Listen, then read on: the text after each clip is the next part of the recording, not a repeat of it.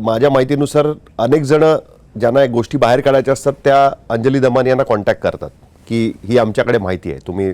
आता इनफॅक्ट खूप चांगला मुद्दा घेतला आणि आज या निमित्ताने हे बाहेर येईल की अनेक जण माझ्याकडे घेऊन येतात, त्यात धनंजय मुंडे सुद्धा होते. धनंजय मुंडे पंकजा मुंडेची फाईल घेऊन माझ्या घरी आले आणि तेजस ठक्कर नावाच्या व्यक्तीबरोबर, हे 15च्या आसपास असेल, पण त्यांना मी फडणवीस त्यावेळेस मुख्यमंत्री असतानाची गोष्ट, मला एक्झॅक्ट मी माझ्या व्हॉट्सअप चॅटवरनं सांगू शकते, कारण तो तेजस ठक्कर नावाचा त्यांचा जो होता त्यांनी मला मेसेज पाठवून मला म्हणाले आम्हाला यायचंय. तर म्हणे आपल्याला कुठे बाहेर भेटता येईल का? मी म्हटलं मी कोणाला बाहेर भेटत नाही, तुम्हाला यायचंय माझ्या घरी या.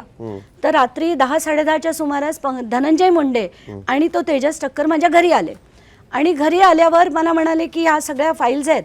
तर मी म्हटलं तुम्ही त्या ठेवा. मी त्यांना चहा पोहे खायला घातले आणि त्यांना म्हटलं मी आज तगायत कधीही दुसऱ्याच्या दिलेल्या फाईल्सवर कधीही काम केलं नाही किंवा कधीही बोलले नाही आणि ह्याच्यातही मी बोलणार नाही. आणि कोणी दिलं म्हणून मी लढत नाही. किती जण येऊन येणं, कारण एकमेकांचे त्यांचे स्कोर्स सेटल करायचे असतात. I am not here for that.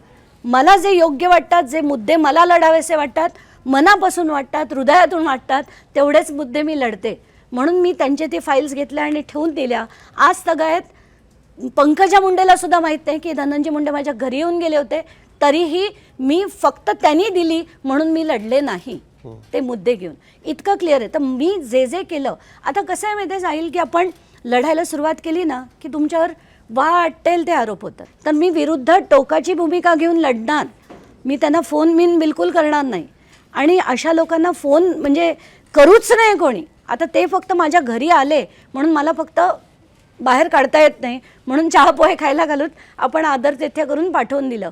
पण अशा लोकांना फोन करणे माझं तत्वच नाही, माझ्या तत्वात बसतच नाही ते.